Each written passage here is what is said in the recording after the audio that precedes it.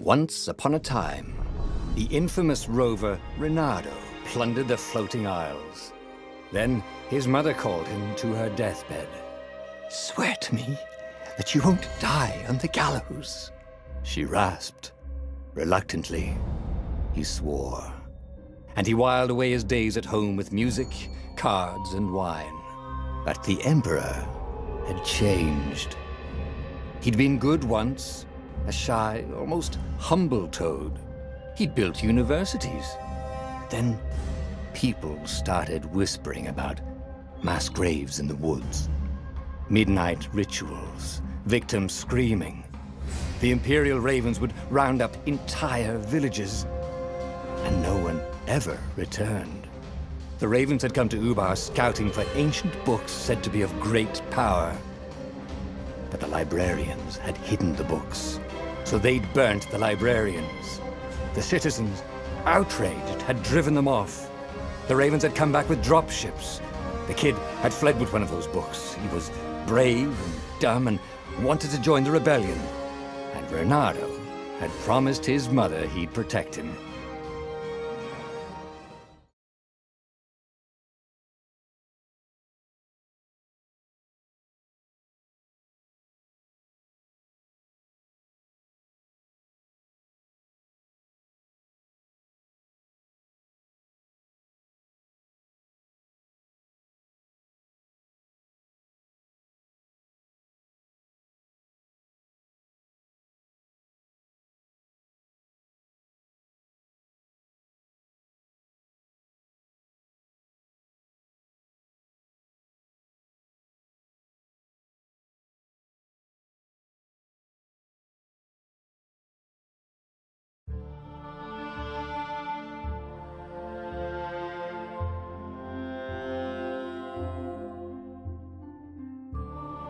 The kid was looking down, watching his city burn.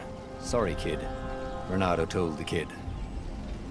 "Look, if we give them the book, they'll leave you alone." "My mother died for this book!"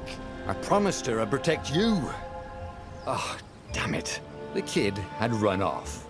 With the book, of course. So Reynardo had to run after him.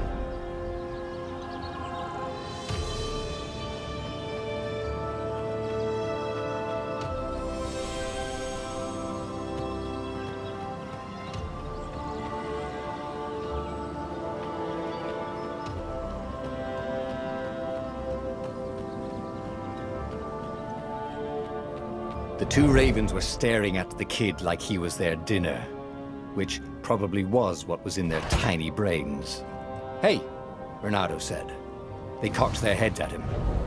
"Pick on someone as ugly as you." Wait, that didn't come out right. "For the Emperor!" The Ravens cawed and rushed at him.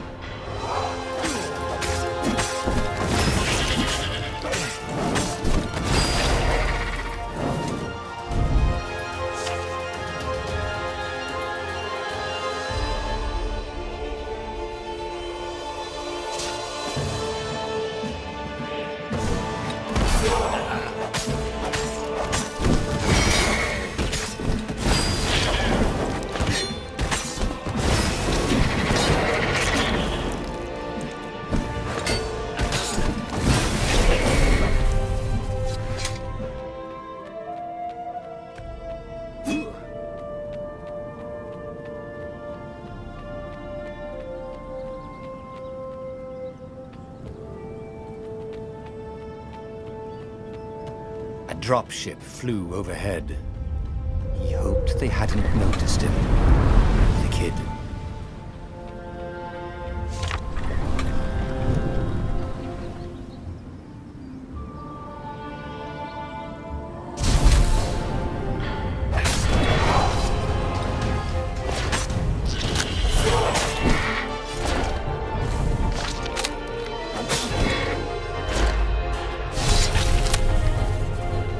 Oh, right. The Gate of Heroes. Someone's idea of a joke, making the Skyship docks a gated community. You needed a hero's sword to open it. And the kid was on the other side of the gate.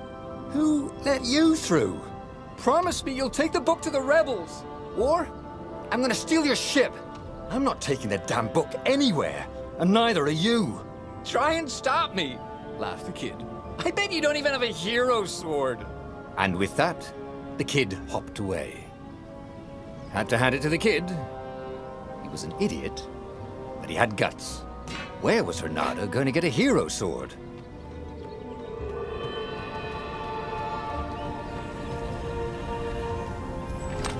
War and wind essence? That sounds about right. I'll need a... Perfect.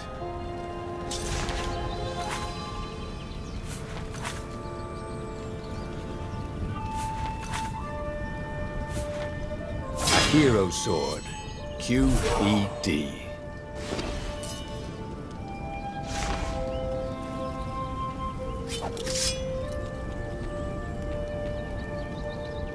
This is what he got for settling down and finding people to care about. The kid's mum had been a swell cook, and she'd laughed at Renado's jokes, even when he didn't know he'd made one. And then the ravens had come to burn her. And she'd made him promise to protect the kid. But she never told him where the book was. Just the kid. He came up to a ledge. It was too far to jump. There'd been a bridge here before, hadn't there? And there was Peter, giggling at him. "How'd you get across?" he asked the kid. "Where'd you find a hook?" "I hopped," said the kid. Wise-ass kid. "Hey, look out behind you!" "Cute," said Renato. Ah, ravens.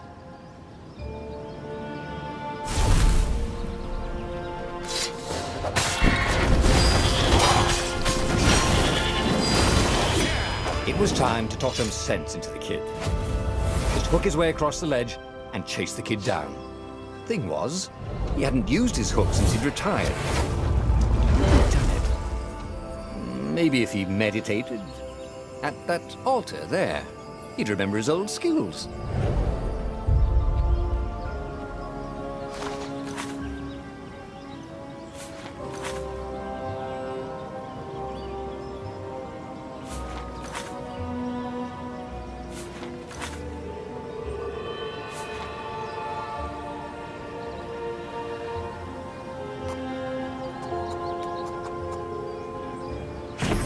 Starting to come back to him.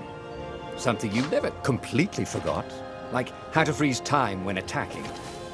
The more he fought, the more he'd probably remember.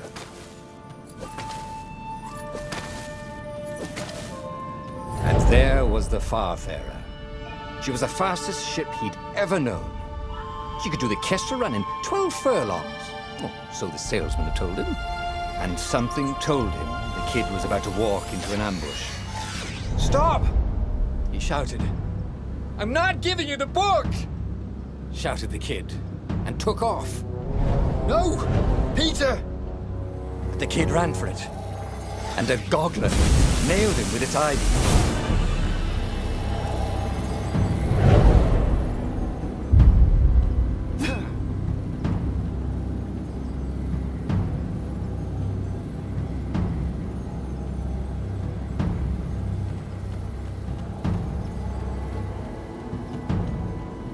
The book was unburned. Next to it were the buckles from the kid's shoes, and a kid-sized pile of ashes. Damn it, why hadn't he lied and told the kid he'd take the book to the rebels? The kid would be alive now. Really pissed off and betrayed, but alive. Oh, damn it. Renato picked up the book. He couldn't let the Empire have it now. He was going to have to get it out of there. He'd be a wanted man. Probably have to join the rebellion just to have a place to dock. Well, he'd hated home life anyway. What was the big deal about this book anyway? Maybe he should open it and find out.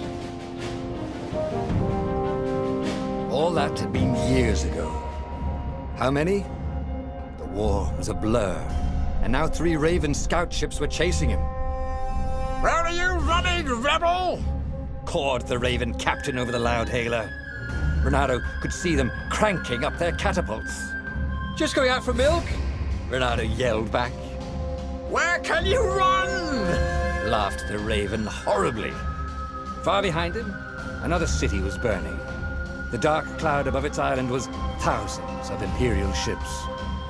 The fleet was doing a thorough job. Take us to the rebel base! I will spare your life! It cawed. The entire jury-rigged rebel fleet was only a few islands to the east.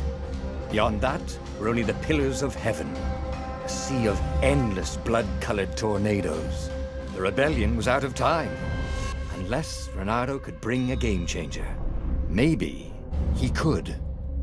Reynardo had found out where he could find the pieces of the Sky Ripper, the legendary weapon that had exiled the lost gods. Surely a legendary weapon could win the final battle. On the other hand, his old friend Lapino had sent Reynardo a desperate message saying he had a brilliant scheme to save the rebellion. If Reynardo could only rescue him. Reynardo dived the Farfarer towards the abyss. As he felt the heat of the jet stream, the Raven ships peeled off, not stable enough to follow him down there. Now it was time to choose.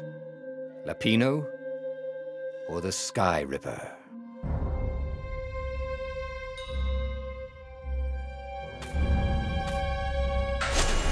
Ah, Lapino. Apparently, the Mad Rabbit had sold a Pegasus that he did not exactly own. Lapino always wiggled out of trouble, given time. But he was out of time. The Ravens had figured out that Lapino was a rebel spy. If the fleet reached him first, they'd string him up for that. Never mind the winged horse.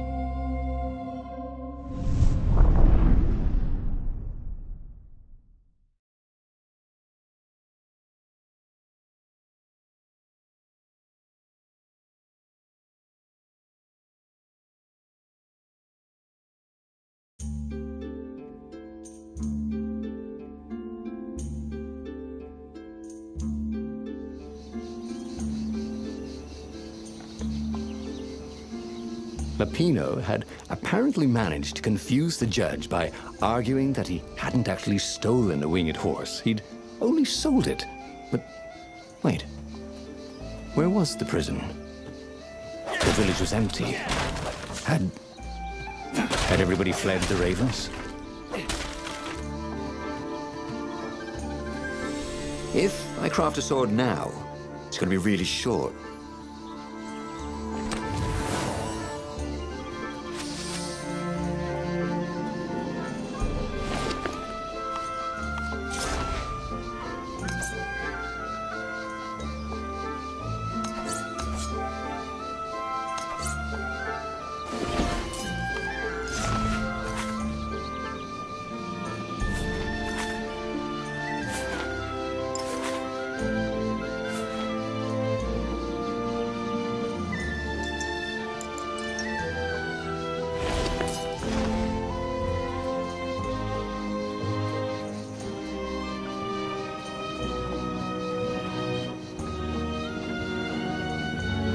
Imagine if you built a house of one of these things.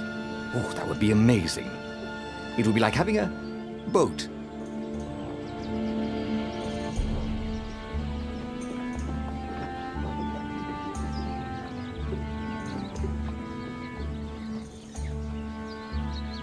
The Ravens had taken the town. Reynardo had seen villages emptied like this.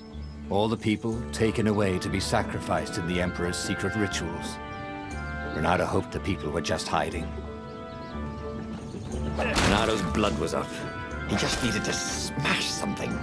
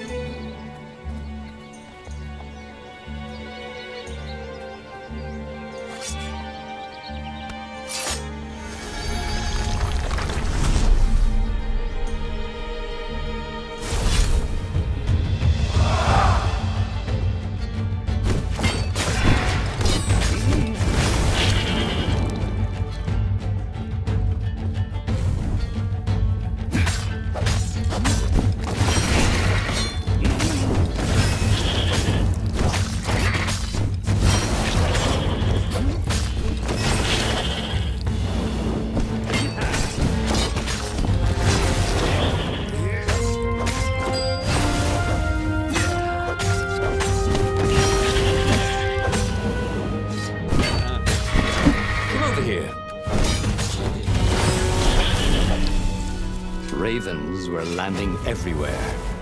The advance guard. He'd better get moving. If they got to Lupino first, they'd eat him for breakfast. Or a snack. Ravens weren't picky. If they got hungry, they sometimes forgot to interrogate their prisoners. Even top spies like Lupino. Where had the mad rabbit got to?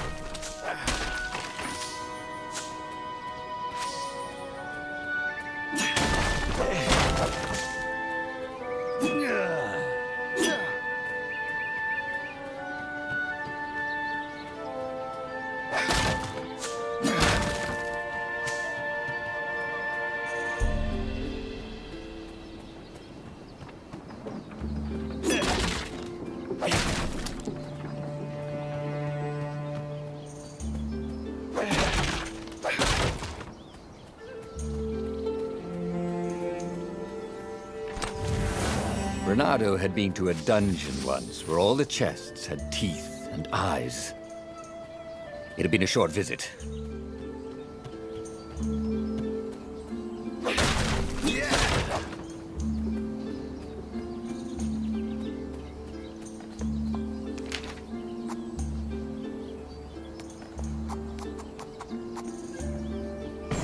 It was starting to come back to him. Something you never completely forgot. Like how to freeze time when attacking. The more he fought, the more he'd probably remember.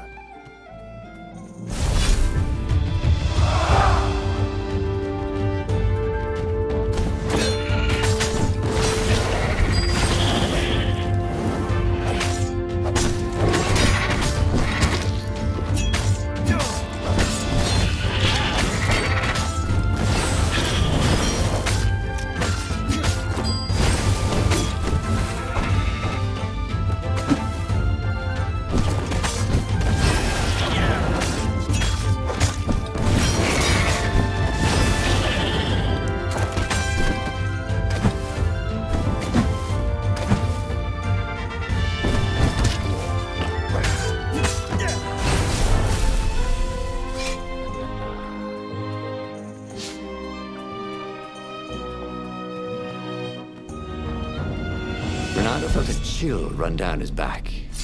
Or possibly a flea.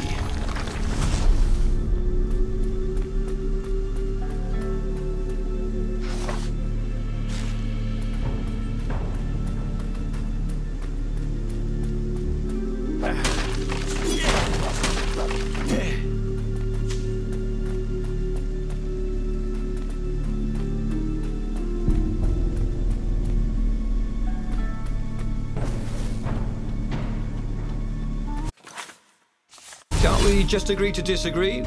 Said Renato. No?